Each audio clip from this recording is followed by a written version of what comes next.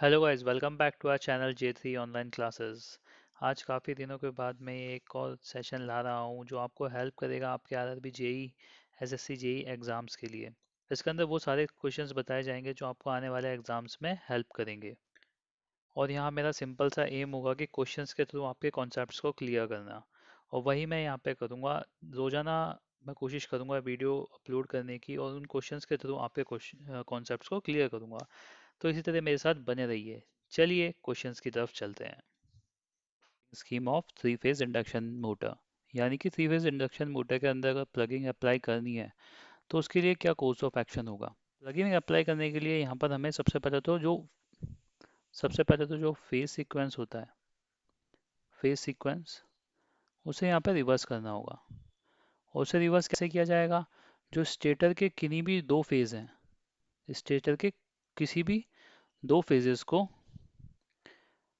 यहाँ पर इंटरचेंज कर दिया जाएगा। जैसे आप इंटरचेंज करेंगे तो फेज सीक्वेंस रिवर्स हो जाएगा, जिसकी वजह से जो मोटर है वो रिवर्स डायरेक्शन में घूमना स्टार्ट कर देगी, और इस वजह से वहाँ पर ब्रेक अप्लाई हो जाएंगे। पर यहाँ पर एक प्रॉब्लम बस यही है कि जो हीट है वो बहुत ज़्यादा जनरेट होती है, और यही इसका मेन डिसएडवांटेज है। तो इसलिए जो यहाँ पर इसका आंसर होगा वो होगा by reversal of phase sequence of stator. जबकि इसके अलावा आपको एक चीज़ और यहाँ पर पता होनी चाहिए कि जो डायनेमिक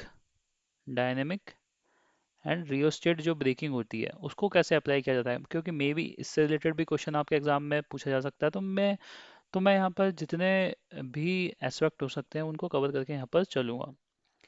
इसमें जो जो डायनेमिक एंड रियोस्टेट ब्रेकिंग होती है, इसमें हाई रेजिस्टेंस इंसर्ट कर देंगे रियोस्टेट की मदद से। देन इसके अंदर जो आर वाई बी, जो तीन फेजेस हैं उनमें से किसी भी एक को डिस्कनेक्ट कर देते हैं, और जैसे ही हम डिस्कनेक्ट करते हैं तो ब्रेक्स वहाँ पे अप्लाई हो जाते हैं। तो आई होप आप सभी को ये चीज़ यहाँ पर समझ में आई होगी। चलिए नेक्स्ट क्वेश्चन पे चलते हैं। नेक्स्ट क्वेश्चन में हमसे यहाँ पर पूछा गया है कि what is the purpose of open circuit test. Open circuit test perform क्यों किया जाता है? तो यहाँ पर जो ओपन सर्किट टेस्ट परफॉर्म किया जाता है उसके थ्रू हम निकालते हैं iron losses and constant losses. अब इसके अंदर किया क्या जाता है, जैसे कि आप डायग्राम के अंदर यहाँ पर देख सकते हैं। इसको इसको परफॉर्म किया जाता है। सबसे मेन बात जो ध्यान रखने वाली है, रेटेड वोल्टेज पे एंड रिड्यूस्ड करंट पे, क्योंकि यही एमसीक्यूज बनकर वहाँ पर आ जाएंगे। Rated voltage and reduce current पे यहाँ पे इसको परफॉर्म किया जाता है। इसके अंदर जो इसकी सेकेंडरी वाइंडिंग है, सेकेंडरी वाइंडिंग को ओपन रखा जाता है, और सेकेंडरी वाइंडिंग को ओपन रखने की वजह से जो नो लोड करंट है वो इसके अंदर फुल लोड के कंपैरिजन में बहुत ही कम होता है। तो उस वजह से क्या होगा कि सिर्फ जो प्राइमरी वाइंडिंग है, प्राइमरी वाइंडिंग के अंदर ही यहाँ पर लॉसेस अकर होंगे, और वो वॉट मीटर के अंदर कैलकुलेट हो जाएंगे। तो इस वजह से तो ओपन सर्किट हम क्यों करते हैं परफॉर्म?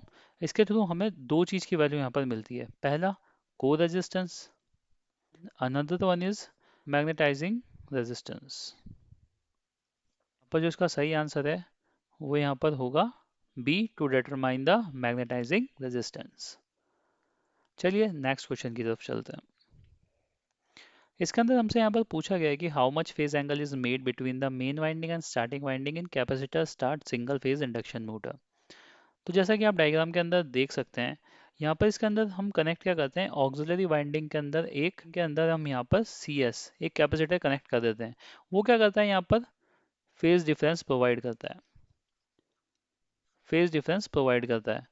तो वो कितना फेज डिफरेंस प्रोवाइड किया जाता है कैपेसिटर की मदद से? 90 डिग्री। तो यहाँ पर इसका सही आंसर होगा बी, 90 डिग्रीज। चलिए नेक्स्ट क्वेश्चन की तरफ मूव करते हैं। यहाँ पर हमसे पूछा गया है कि एक फोर पोल की डीसी जनरेटर है जिसके अंदर वेव बाउंड कंडक्टर्स कितने दिए हुए हैं? 400। और फ्लक्स पर पोल हमें गिवन है यहाँ पर 0.01 वेबर। अब उसके अंदर ये बोला गया है कि अगर वो जनरेटेड वोल्टेज अगर उसके अंदर गिवन हो 200 वोल्ट, तो उस केस में हमें स्पीड निकालनी है जनरेटर की। तो सबसे पहले आपको इसको देख के क्या याद आता है कि फॉर्मूला बेस्ड एक क्वेश्चन है, तो इसके लिए हमें फॉर्मूला पता होना चाहिए। ईएमएफ के अंदर कितना जो ईएमएफ जनरेट होता है जनरेटर के अंदर, उसका फॉर्मूला हमें पता होना चाहिए। उसका फॉर्मूला कितना होता है, E E G is equals to five Z N P upon 60 A. यहाँ पर ए क्या है, यहाँ पर ए है number of parallel paths. A क्या है, number of parallel paths.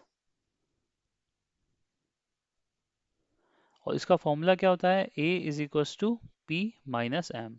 P तो वही नंबर ऑफ पोल्स हो गए, और एम यहाँ पर होता है मल्टीप्लेक्सिटी फैक्टर, और वो वेव बाइंडिंग के रेस्पेक्ट में होता है 2। तो यहाँ पर जो P की वैल्यू है वो हमें 4 गिवन है, मल्टीप्लेक्सिटी फैक्टर वेव बाइंडिंग के रेस्पेक्ट में होगा 2, तो A की वैल्यू यहाँ पर निकल के आ जाएगी 2, क्योंकि हमसे पूछा भी गया है वेव बाउंड के रेस्पेक्ट में। अब आपका क्वेश्चन यहाँ पर ये हो सकता है कि लैप बाइंडिंग के लिए भी बता दीजिए सर। तो सिंप्लेक्स लैप बाइंडिंग अगर बात की जाए, सिंप्लेक्स लैप बाइंडिंग की बात की जाए तो उसके लिए होगा 1, जबकि डुप्लेक्स लैप बाइंडिंग के लिए यहाँ पर यूज़ होगा 2। तो ये भी वो 2-3 चीज़ें जो एक्स्ट्रा एक्स्ट्रा मैं आपको बीच बीच में बताता रहूँगा, क्योंकि ये चीज़ यहाँ पे एग्जाम के अंदर क्वेश्चंस के अंदर पूछी जा सकती है। अब यहाँ पर जैसा कि आप देख सकते हैं सारी वैल्यूज़ हमें यहाँ पर पता है, करना क्या है, पुटअप करनी है वैल्यू। तो इस फॉर्मूले के अंदर जब हम वैल्यू पुटअप करेंगे यहाँ पर, तो ईजी हमें कितना गिवन है 200, फाई हमें कितना गिवन है 0.01, जेड हमें कितना गिवन है 400, एन हमें यहाँ पर फाइंड आउट करना है, और पी हमें कितना गिवन है 4 अपॉन में 60 इंटू ए कितना गिवन है अभी हमने फाइंड आउट किया है 2।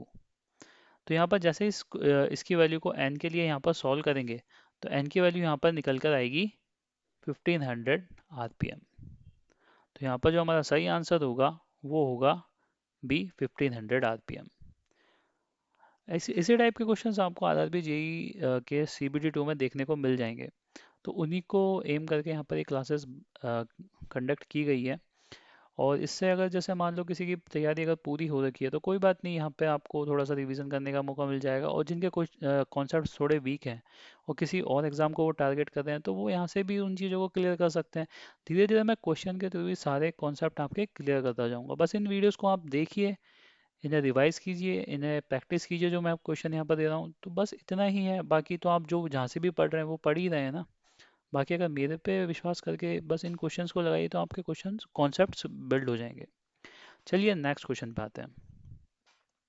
नेक्स्ट क्वेश्चन में हमसे यहाँ पर पूछा गया है कि considering the speed and load torque which motor is different from the others. हमें यहाँ पर गिवन है जितनी भी मोटर्स उनमें से ऑड वन आउट है, मतलब कौन सी मोटर ऐसी है जिन जो सेम कैरेक्टरिस्टिक फॉलो नहीं कर रही। इसके लिए आपको स्पीड लोड कैरेक्टरिस्टिक्स पता होना चाहिए, यानी कि जो डायग्राम है वो पहले मैं एक बार ड्रॉ कर देता हूँ।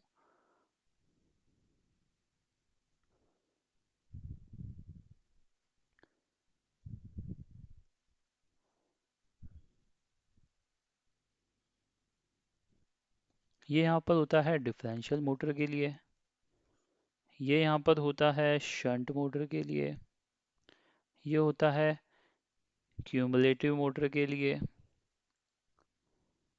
और ये होता है सीरीज मोटर के लिए। और ये ग्राफ किस किस के बीच में बनता है, टॉर्क और स्पीड के बीच में। अब जैसा कि आप इस ग्राफ के अंदर देख सकते हैं कि जैसे जैसे टॉर्क इंक्रीज हो रहा है तो स्पीड की वैल्यू डिक्रीज ही हो रही है 3 के रेस्पेक्ट में, पर डिफरेंशियल के केस में वो बढ़ रही है। ऐसा क्यों हो रहा है, क्योंकि डिफरेंशियल के केस में होता क्या है कि जो सीरीज फील्ड वाइंडिंग होती है, सीरीज फील्ड वाइंडिंग और जो शंट फील्ड वाइंडिंग होती है, वो दोनों कुछ इस तरीके से कनेक्टेड होती है कि दोनों एक दूसरे को अपोज करती है। जैसे ही लोड टॉर्क इंक्रीज होता है तो सीरीज फील्ड वाइंडिंग में करंट इंक्रीज हो जाता है, जो कि टोटल जो मैग्नेटिक फ्लक्स होता है उसको वो डिक्रीज करता है, जिसकी वजह से होता क्या है कि स्पीड इंक्रीज हो जाती है। अब ये प्रोसेस फर्दर चलता रहता है, अब चाहे लोड कितना भी वेरी हो जाए वो स्पीड इंक्रीज ही होगी या कांस्टेंट रहेगी। इसलिए जो यहाँ पर जो आंसर होगा इसका वो होगा डिफरेंशियल कंपाउंड मोटर। आई होप आप सभी को ये चीज़ यहाँ पर समझ में आ रही है। अगर कोई फिर भी अगर आपके कोई डाउट्स रह जाते हैं तो उन्हें कमेंट सेक्शन के अंदर जरूर पूछिएगा। चलिए सिक्स्थ क्वेश्चन पे देखते हैं। यहाँ पर नेक्स्ट क्वेश्चन में हमसे पूछा गया है कि अगर एक 3 फेज इंडक्शन मोटर है जिसके अंदर बैक ईएमएफ और सप्लाई फ्रीक्वेंसी गिवन है, और अगर हमें उसके अंदर एयर गैप फ्लक्स को कांस्टेंट रखना है तो इनमें से किस चीज़ को कांस्टेंट करना होगा। अब जैसा कि आप देख सकते हैं कि यहाँ पर हमें पहले ही उसने बोल दिया है कि हमें एयर गैप फ्लक्स को कांस्टेंट करना है, पर यहाँ पे जो मेन चीज़ आती है वो आती है कि मोटर के अंदर जो ईएमएफ का फॉर्मूला होता है वो हमें पता है या नहीं पता है। सबसे पहले तो वो पता होना चाहिए। 4.44 into 5 into F into N, ये यहाँ पर फॉर्मूला यूज़ होगा। अब जैसा कि आप देख सकते हैं कि इसके अंदर बोला गया है कि फ्लक्स को हमें कांस्टेंट रखना है। तो फ्लक्स को जब हमें कांस्टेंट रखना है तो यहाँ पे जो ईएमएफ है वो किस पर डायरेक्टली प्रोपोर्शनल हो गया, एफ के, क्योंकि इन दो के रेस्पेक्ट में ही पूछा गया है। अब जब ईएमएफ फ्रीक्वेंसी के डायरेक्टली प्रोपोर्शनल हो गया है तो ई अपॉन एफ को अगर हम कांस्टेंट कर दें तो यहाँ पर जो इसका फ्लक्स है वो कांस्टेंट हो जाएगा। तो यहाँ पर जो इसका सही आंसर होगा वो होगा D, E by F is equals to constant. I hope आप सभी को ये चीज़ समझ में आ रही होगी यहाँ पर, और इस तरीके से क्वेश्चंस के थ्रू मैं आपके कॉन्सेप्ट्स क्लियर करता चलूँगा। चलिए नेक्स्ट क्वेश्चन की तरफ बढ़ते हैं। नेक्स्ट क्वेश्चन में हमसे यहाँ पर पूछा गया है कि इनमें से कौन से टाइप की मोटर को यहाँ पर हम नो लोड पर यूज़ नहीं कर सकते। तो इसका जो सही आंसर होगा वो होगा डीसी मोटर। डीसी मोटर को कभी भी बिना लोड के हम यूज़ कर ही नहीं सकते, क्योंकि होगा क्या, जब भी इस मोटर को सप्लाई मेन से कनेक्ट किया जाएगा तो ये एक स्मॉल करंट ड्रॉ करेगा वहाँ पे, स्मॉल करंट ड्रॉ करेगा, जिससे होगा क्या कि वो series field winding and armature के अंदर फ्लो होगा। अब जैसे ही वो आर्मेचर के अंदर फ्लो होगा तो स्पीड इंक्रीज होगी। स्पीड इंक्रीज क्यों होगी? क्योंकि उससे उसका जो बैक ईएमएफ है उसको उससे बराबर करना है अप्लाइड वोल्टेज के। इसको बराबर करने के लिए स्पीड इंक्रीज होगी। अब जैसे ही वापस से बैक ईएमएफ इंक्रीज होता चलेगा, क्योंकि उसे अप्लाइड वोल्टेज के बराबर होना है, बैक ईएमएफ इंक्रीज होगा तो आर्मेचर और जो फील्ड करंट है, आर्मेचर और जो फील्ड करंट है वो दोनों डिक्रीज होंगे। अब वो जैसे डिक्रीज होंगे तो वापस से स्पीड इंक्रीज हो जाएगी, और ये प्रोसेस फर्दर चलता ही रहेगा जब तक कि जो शाफ्ट से मोटर अलग ना हो जाए, यानी कि सब कुछ डिस्ट्रॉय ना हो जाए।